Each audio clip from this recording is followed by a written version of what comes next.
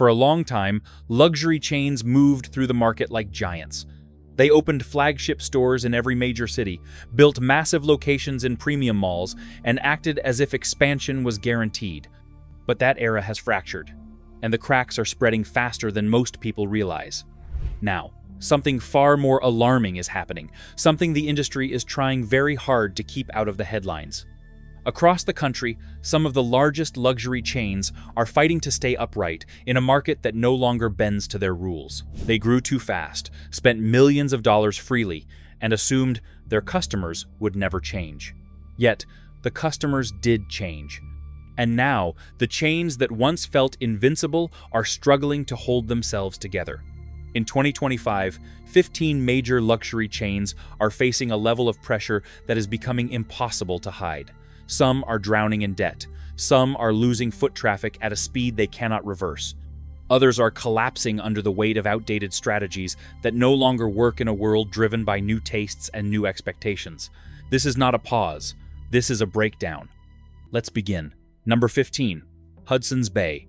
Hudson's Bay, HBC, ran into deep trouble early in 2025 when the company filed for creditor protection under Canada's Companies Creditors Arrangement Act, CCAA.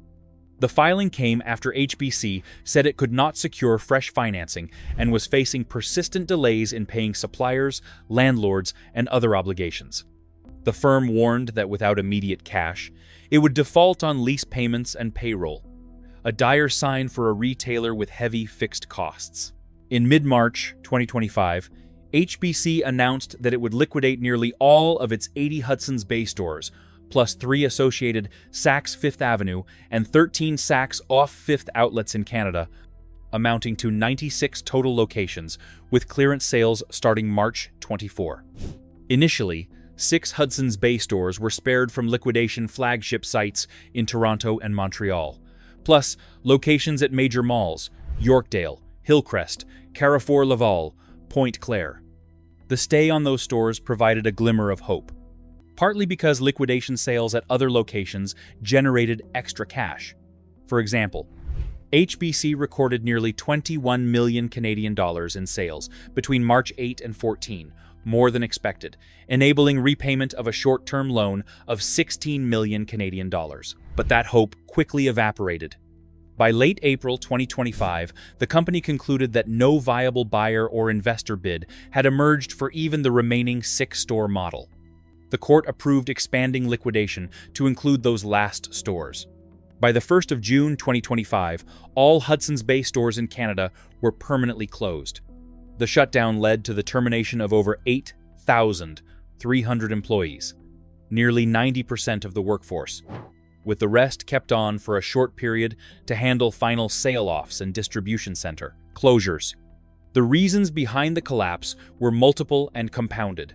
HBC carried large debts, approximately $950 million. The retail environment had shifted dramatically. Consumer spending had weakened. Downtown mall traffic had dropped after the pandemic, and cross-border trade tensions added pressure. The costs of operating large physical stores became unsustainable, with many stores reportedly showing signs of neglect. And it wasn't long before the fate of a 355-year-old retail institution was sealed. And that brings us to the next chain, a giant that once dominated malls but now sits almost empty as customers slowly drift away. Number 14. Saks Global. Saks Global, the group behind major luxury department stores such as Saks Fifth Avenue, Neiman Marcus, and Bergdorf Goodman, entered 2025 under heavy strain after its acquisition of Neiman Marcus in late 2024. The acquisition came with roughly $2.2 billion in new debt, much of it backed by 11% coupon bonds issued in December 2024. By mid-2025, the strain of debt servicing and weakening demand combined into significant financial stress. In May, Saks Global told creditors it had incurred an adjusted loss of over $100 million in the last fiscal year, while revealing more than $275 million in overdue supplier payments. The liabilities led several brand partners, especially smaller British fashion houses, to delay or withhold shipments, fearing non-payment. To avoid collapse, Saks Global secured a $600 million financing package from a group of existing bondholders in June 2025. The deal included a first-in, last-out FILO facility for immediate relief and pledged further financing contingent on a bond exchange offer. The company also disclosed a plan to raise $350 million in new financing to support operations through the critical holiday season. Even so, the strain showed in store operations and network restructuring. Saks Global announced it would lay off about 5% of its United States corporate workforce as part of integration cost-cutting with Neiman Marcus, affecting departments such as finance, legal, operations, HR, and technology. The layoffs were part of broader efforts to simplify the organizational structure and reduce overhead. In 2025, some store closures and downsizing were reported, especially underperforming locations or those with high rents, while flagship stores remained open but with reduced merchandising ambitions. The missed vendor payments and delayed orders also damaged relationships with brands that supply luxury goods, which in turn made inventory management and replenishment harder, leaving only a leaner, riskier version in its place. And now we reach a chain whose prestige once felt untouchable, until it ran into debts that held it down. Number 13. Sense. SSENSE. A Montreal-based online luxury retailer known for a curated selection of high-end streetwear, designer clothing, and edgy fashion, ran into a major crisis in 2025. In August, the company filed for creditor protection under the Companies Creditors Arrangement Act, CCAA. The move came after its primary lender initiated a sale process without SSENSE's consent, signaling deep concern about its financial health. Behind the filing lies a combination of structural vulnerabilities and external shocks. Sense cited a steep drop in demand from its core United States customer base following the end of the de minimis tariff exemption, which previously allowed packages under $800 to enter the United States duty-free. That policy change raised costs for customers and significantly dented SSENSE's competitive edge, especially given its reliance on cross-border e-commerce.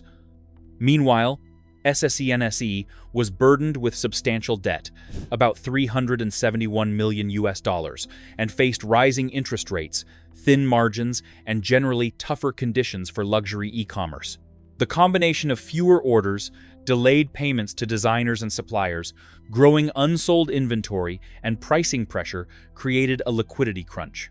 As part of its restructuring, the company obtained interim financing, reportedly around 40 million Canadian dollars, some from banks, some from the founding family, to keep operations running during the court-supervised process. However, many suppliers responded warily.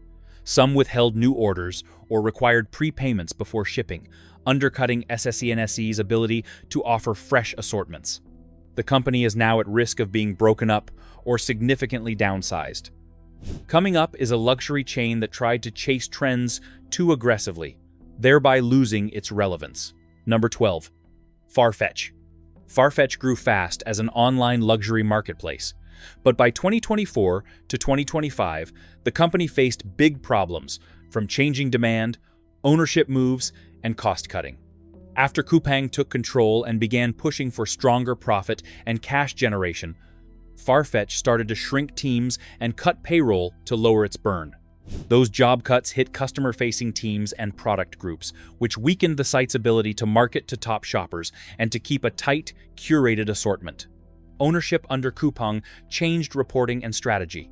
Some public scrutiny noted the United Kingdom's subsidiary accounts and internal reporting delays, and outside observers worried that a new parent company would reprioritize resources away from long-term brand building to short-term cash targets. That strategic shift made long-range investments, like marketing initiatives and experiential retail, harder to justify. Farfetch also faced the sector-wide squeeze: higher interest rates, higher logistics costs, and more competition from brand direct channels and other platforms. Brands increasingly sold direct to consumers and limited wholesale relationships, shrinking Farfetch's catalog power and pushing the marketplace to compete on price rather than curation. This trend reduced gross merchandise value and cut into Farfetch's commissions and fees. Operationally, the company trimmed headcount by significant percentages and reorganized teams, which created short-term savings but left gaps in customer service, merchant relations, and data analytics. Those gaps made it harder to spot trends early and to protect the highest value customers. If Farfetch does not rebuild merchant trust and restore its product team strength, it risks losing its role as the neutral platform for smaller brands seeking global reach. Coming up is a chain that expanded too boldly, only to discover in 2025 that its stores are now oversized reminders of a strategy gone wrong. Number 11. Luisa Via Roma. Luisa Via Roma, the Florence-based luxury e-tailer known for fashion events and a strong social presence, moved into crisis mode in 2025 after sales slid and expansion costs grew too large for its cash flow. The company reported falling sales in early 2025, and in mid-2025, it sought court protection to shield itself from creditors while it reorganized. That legal step reflected steep short-term cash pressure and a need to rework costs and contracts.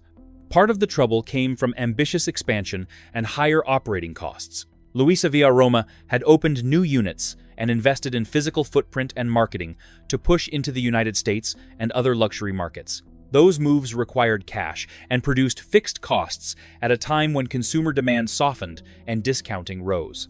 The expense of running a global logistics network, store operations, and big seasonal marketing campaigns outpaced near-term revenues.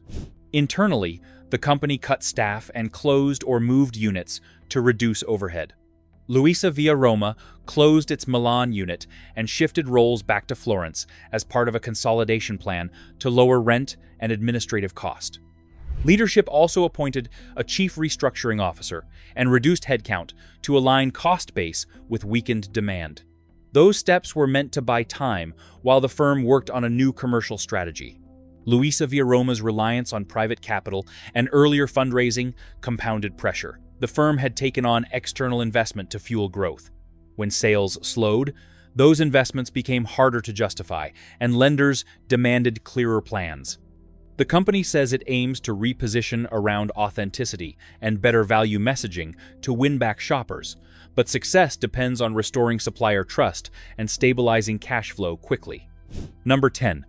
Once drew crowds with high-end service, but is now struggling because cost cuts turned its flagship boutiques into storages. Number 10. Matches Fashion. Matches Fashion's decline reached a critical point after a rapid ownership change and poor post-acquisition planning led to a collapse that left many suppliers unpaid and customers exposed. The brand was sold to Frasers Group, Mike Ashley, in December 2023.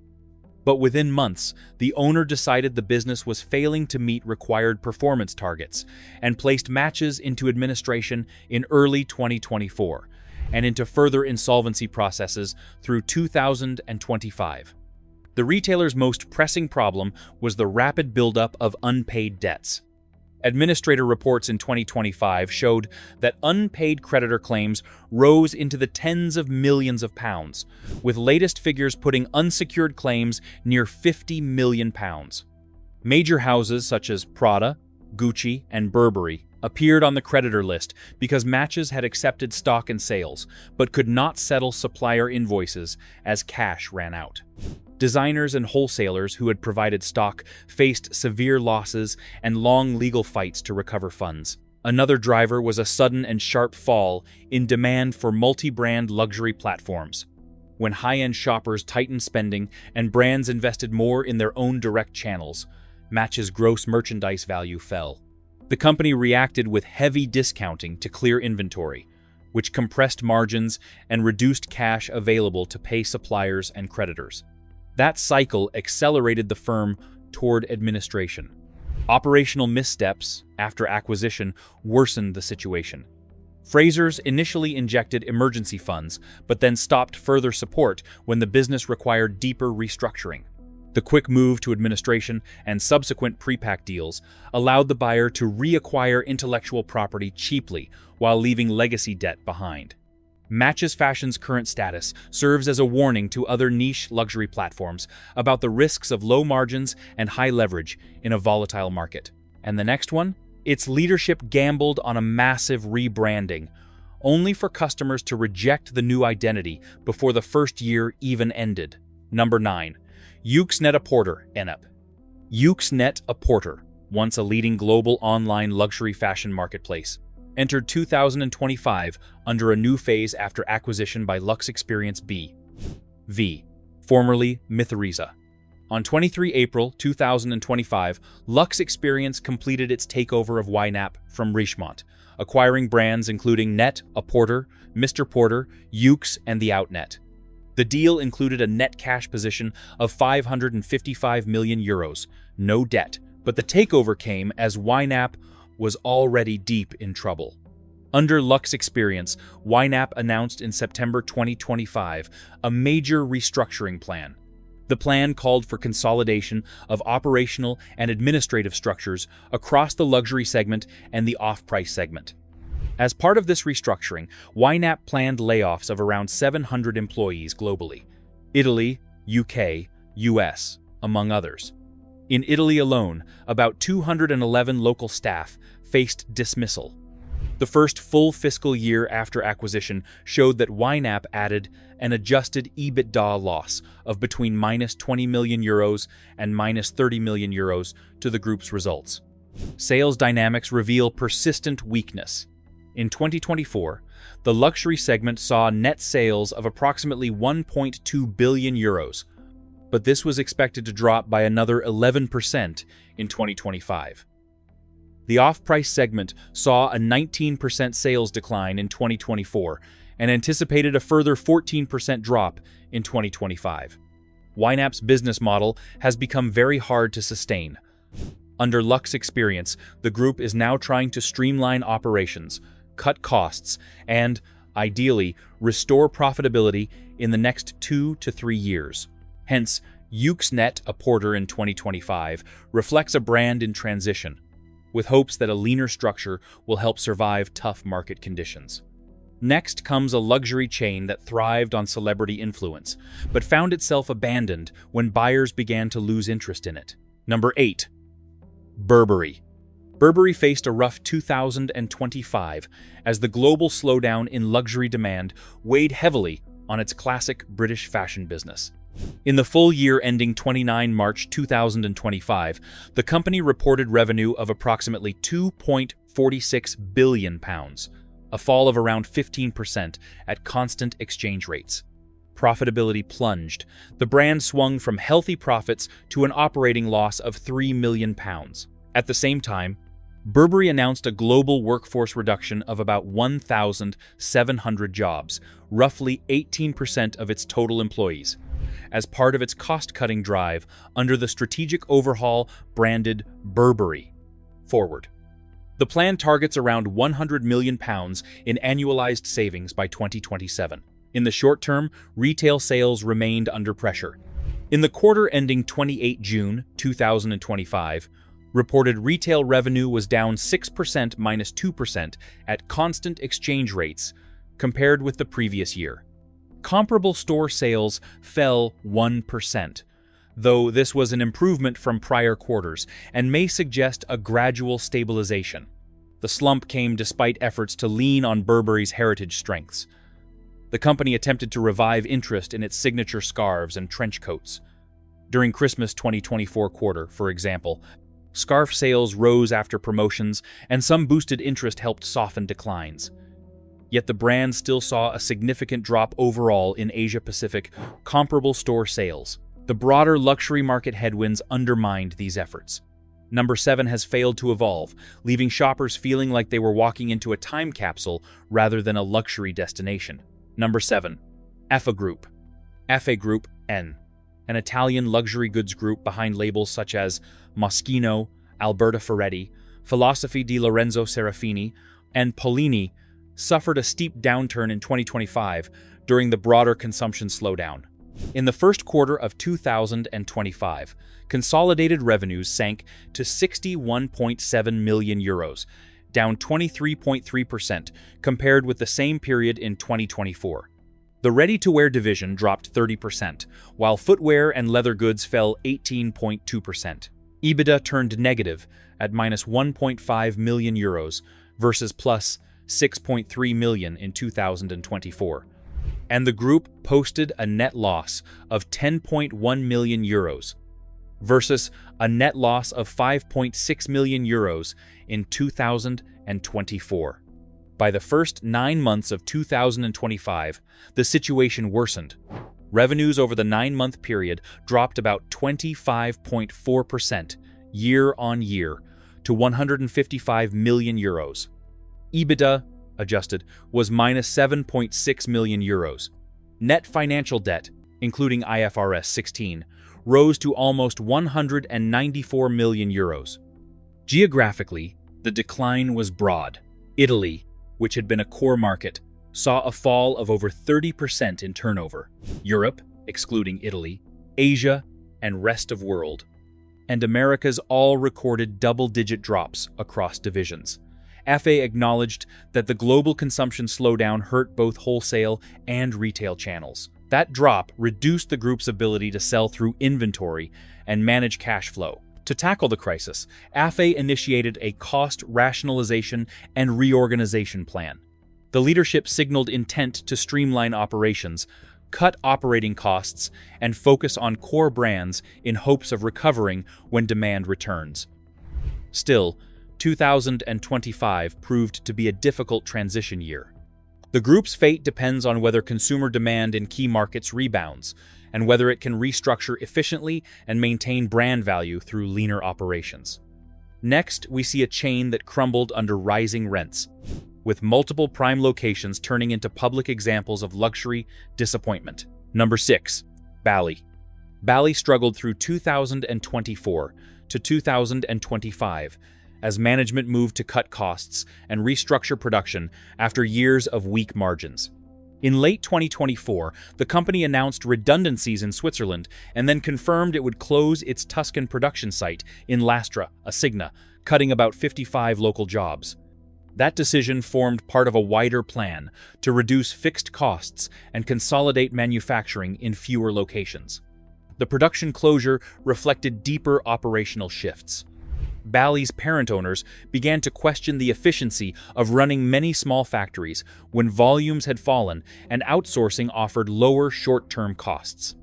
Local unions and communities protested, arguing the cuts hurt skilled craft jobs in Tuscany, a region tied to leather making for decades. Those local reactions highlighted the social cost of restructuring, even when firms say cuts are needed to survive. Beyond factory closures, Bally reduced staff at corporate offices and design teams. Sources reported a round of layoffs in Switzerland earlier in 2024 that trimmed about 65 roles, part of a move to lower overhead and shift investment into product and retail in markets that still performed. The brand continued to show up on runways and in seasonal collections, but with smaller teams and a tighter calendar to control spending. Financial pressure came from several directions, which meant Bally had to decide which product lines to keep and which to pause. Management focused on core leather goods and shoes that still held better margins, while putting lower margin ranges on pause or delaying new investments. The brand still presented new collections and tried to keep its luxury image, but the operational and social costs of retooling production were visible and immediate. Regent, the private equity owner that acquired Bally earlier, pushed a restructuring plan that included closing the Italian site and centralizing some functions. That move aimed to preserve the brand name and key retail doors while removing loss-making parts of the cost base. The short-term effect was painful: factory closures, layoffs, and local criticism. But the strategy sought to return Bally to a smaller, more profitable footprint. Next is a luxury chain that depended on the wealthy, but geopolitical shifts left its store networks without much profit. Number 5. Lanvin Group. Lanvin Group's first half of 2025 showed sharp weakness at its flagship Paris house and pressures across the portfolio. The group reported a large fall in revenue in the first half of 2025, with consolidated top-line numbers down substantially year-on-year, as Lanvin, the brand, underperformed versus expectations. The parent company stressed that retail and e-commerce trends had not yet stabilized, and that a recovery would take time. At the label level, Lanvin, the heritage Paris house, saw the steepest decline. Sales at Lanvin tumbled, in some regions, by more than 40%, driven by a collapse in Greater China and weaker demand in Europe. Executives pointed to a loss of momentum in key categories, such as ready-to-wear and accessories, where carryover styles failed to convert into repeat, full-price sales. The brand's gross profit fell sharply as markdowns rose to clear older inventory. The group's operating response included sharper cost control and an early program to optimize store footprint and channel mix. Retail sales showed signs of quarter-on-quarter improvement after management cut underperforming stores, rebalanced stock between e-commerce and physical shops, and prioritized higher-margin product. However, the recovery signs were early and fragile. Margins remained compressed by elevated discounting and higher fixed costs relative to the shrunken sales base. Structurally, Lanvin Group suffered from concentrated exposure to a few brands and a handful of high-spend markets. When Greater China softened, the impact was amplified because that market had previously accounted for a large share of luxury growth and full-price purchases. The group also faced tougher wholesale dynamics. Department stores and multi-brand retailers reduced orders, forcing Lanvin Group brands to sell more through direct channels at promotional prices. Executives sought to steady the ship by changing commercial priorities.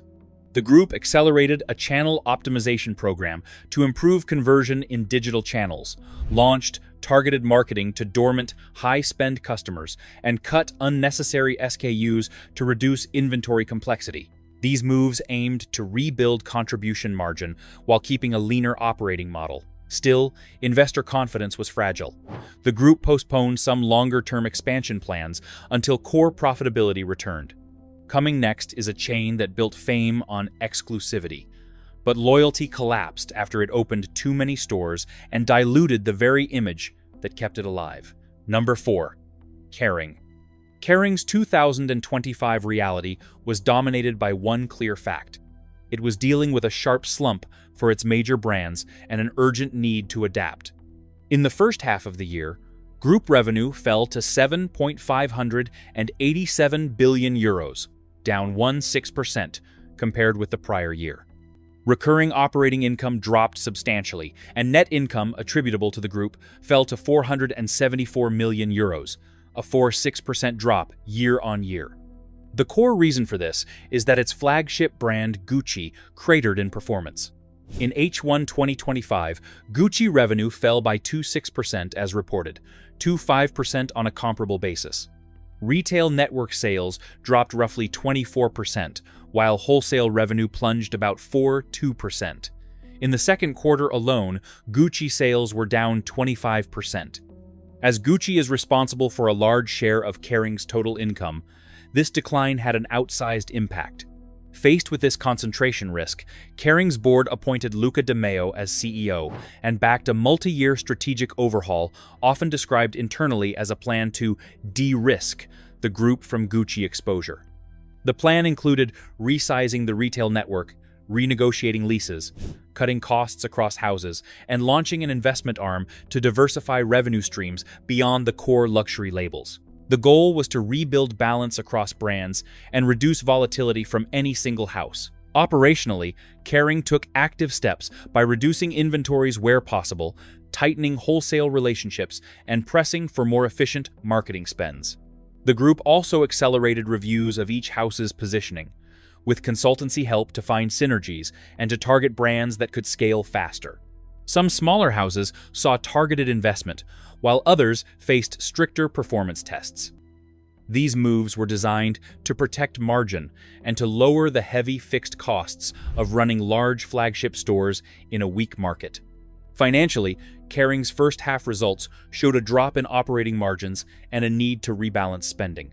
Leadership signaled that the short term would be about stabilizing cash flow and cutting unnecessary expenses, while the medium term required strategic choices about where to invest for growth, all to fix an overdependence on one marquee brand and to insulate the group from future shocks. Number 3, lived off tourist spending for decades, but now its busiest locations have turned into expensive parking space. Number 3, LVMH. LVMH, the world-leading luxury conglomerate, is struggling in 2025, especially in its core fashion and leather goods division. In the first half of 2025, the company reported total revenues down 4% compared with prior year, and net profit plunged 22%. The decline worsened as the year went on. Its fashion and leather goods segment, which accounts for roughly half of group revenues and a large share of its profits, fell sharply. In the second quarter of 2025 alone, organic sales in that division dropped by 9%. That slump reflected weaker demand among affluent buyers globally. Observers point to slowdowns in key markets such as China and Japan, and a pullback in tourist-driven purchases, which had powered much of luxury growth in prior years. The slowdown forced LVMH to lean on its other segments. Some growth came from its selective retailing and cosmetics businesses, which softened the overall blow, but the pressure on its biggest brands remained clear. Within the group, flagship labels such as those in leather goods and ready-to-wear saw postponements of purchases, fewer large ticket sales, and more cautious buying by customers. Internally, the group signaled caution about the immediate future. Its leadership acknowledged that external economic and geopolitical uncertainties had created a disrupted environment. LVMH stated that while it remained confident in its long-term vision, it would approach the near term with great vigilance. However, LVMH still retains scale, brand power, and diversified operations, which might help it weather the slump, but it will need to manage carefully. Up next is a luxury chain that was saved from collapse, only to realize that investors do not fix declining brand trust. Number 2, Ralph & Russo. Ralph & Russo, historically a high-end couture and luxury fashion brand, found itself in deep trouble again in 2025. On 14 April 2025, the company filed papers to appoint administrators, signaling the start of a fresh insolvency process. This was not the first time. The brand had previously fallen into administration in 2021, rescued by American investors, but the recovery never solidified. Post-pandemic, the label struggled to restore demand. Ralph & Russo had built its reputation on couture gowns, red carpet pieces, and high-price formal wear, a market devastated by event cancellations, reduced glamour spending, and shifting fashion preferences. Even the return of some events has failed to generate enough volume for full recovery. Under new ownership by a United States outfit after the 2021 rescue, the company failed to stabilize. By 2025, its sales had dropped sharply. Inventories piled up, and creditors pressed for payment. The 2025 insolvency filing suggests the company lacked funds to continue operations under current liabilities. The financial fragility was compounded by a loss of confidence from high-spend clientele and partners. The brand's previous cachet, linked to celebrity endorsements and couture exclusivity, weakened as delivery delays and uncertainty mounted. Some investors and creditors reportedly took heavy losses. By April 2025, administrators were named, and the company's boutiques, operations, and future became uncertain. Many saw this as the final blow.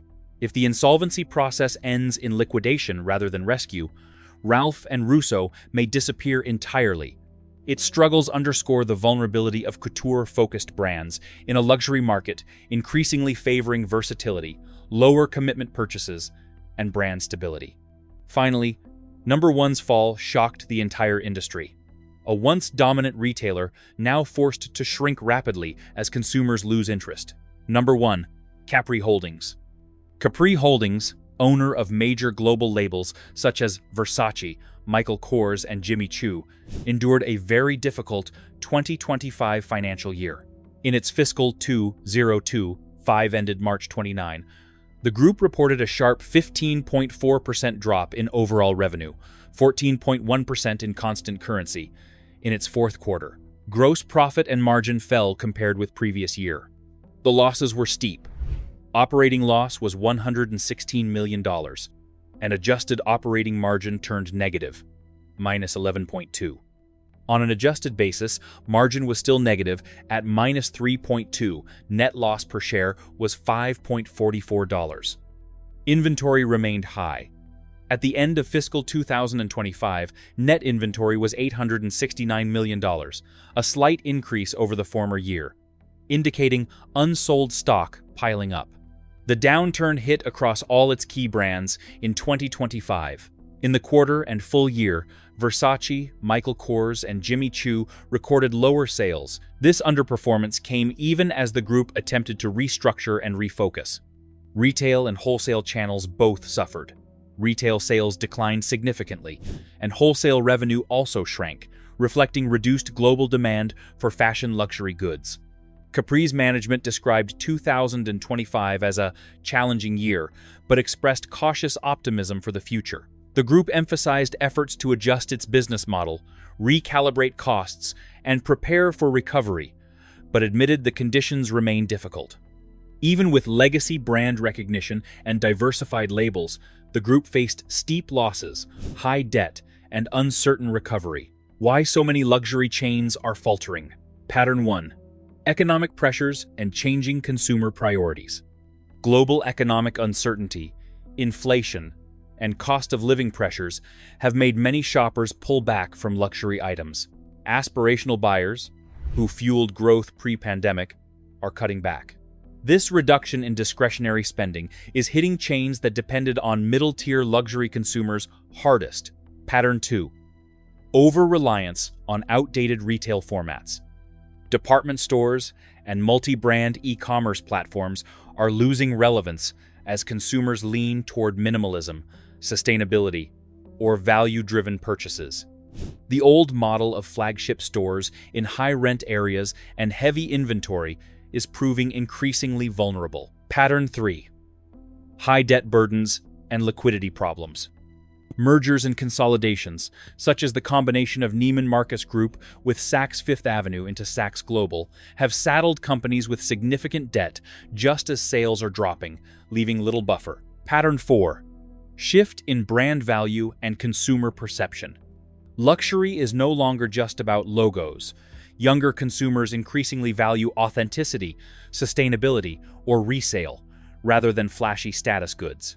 Traditional price points now feel inflated, and long-standing brand loyalty is weakening, leaving many chains struggling to maintain their former prestige. The luxury market is no longer immune to broader economic and cultural shifts. Chains that once thrived on aspirational buyers, flashy stores, and brand prestige now face a perfect storm of financial pressure, changing consumer values and outdated retail models. High debt levels, combined with weaker loyalty and evolving expectations around sustainability and authenticity, are exposing vulnerabilities that were once hidden behind glamour and hype. For luxury brands to survive, they must adapt quickly, or face the consequences sooner than later. Ultimately, luxury chains are being forced to confront a new reality. If this breakdown changed how you think about luxury, let us know in the comments. Which of these brands surprised you most? Do you think any of them risks collapsing by 2026? Drop your thoughts below. Hit that like button. Subscribe so you never miss our next deep dive into the hidden dynamics of wealth, status, and the brands desperately trying to capture both. Because in luxury, nothing is permanent.